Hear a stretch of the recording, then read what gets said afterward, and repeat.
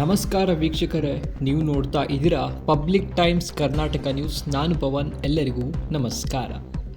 ಇಂದು ಸುದ್ದಿಯನ್ನು ಹೇಳಲಿಕ್ಕೆ ಸ್ವಲ್ಪ ಸಾಕಷ್ಟು ಬೇಜಾರಾಗ್ತಾ ಇದೆ ಮನಸ್ಸಿಗೆ ಅಂತಲೇ ಹೇಳ್ಬೋದು. ಮಹಾರಾಷ್ಟ್ರದ ಸತಾರಾದಲ್ಲಿ ನಡೆದಿದೆ ಈ ಘಟನೆ.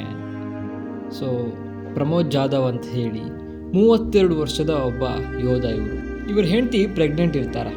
ಹೆಂಡತಿ ಪ್ರೆಗ್ನೆಂಟ್ ಇದ್ದಾರೆ ಅಂತ ರಜಾ ಹಾಕಿ ಊರಿಗೆ ಬಂದಿರ್ತಾರೆ. ಹೆಂಡ್ತಿನ ಅಡ್ಮಿಟ್ ಮಾಡಿ ಹಾಸ್ಪಿಟಲಲ್ಲಿ ವಾಪಸ್ ಬೈಕಲ್ಲಿ ಹೋಗುವಾಗ ಯಾವುದೋ ಒಂದು ಪಿಕಪ್ ಗಾಡಿ ಇವ್ರಿಗೆ ಹೊಡೆದು ತಲೆಗೆ ಸಖತ್ ಏಟು ಬಿದ್ದುಬಿಟ್ಟಿರುತ್ತೆ. ಅವ್ರನ್ನ ಹಾಸ್ಪಿಟ್ಲಿಗೆ ಸೇರಿಸಿದ್ರು ಕೂಡ ಬದುಕೋದಿಲ್ಲ, ತೀರೋಗ್ತಾರೆ.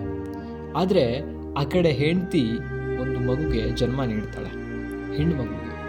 ಒಂದು ಕಡೆ ಗಂಡನ ಅಂತ್ಯಕ್ರಿಯೆ ಆಗ್ತಾ ಇದೆ, ಇನ್ನೊಂದು ಕಡೆ ಹೆಂಡ್ತಿ ಸ್ಟ್ರೆಕ್ಚರ್ನಲ್ಲಿ ಬರ್ತಾರೆ.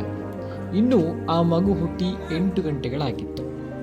ಇಂತಹ ಸಂದರ್ಭದ ಒಂದು ದೃಶ್ಯನ ನೋಡಿದಾಗ ಯಾರೇ ಆದರೂ ಕೂಡ ಕರುಳು ಹಿಂಡತ್ತೆ ಅಂತಲೇ ಹೇಳ್ಬೋದು.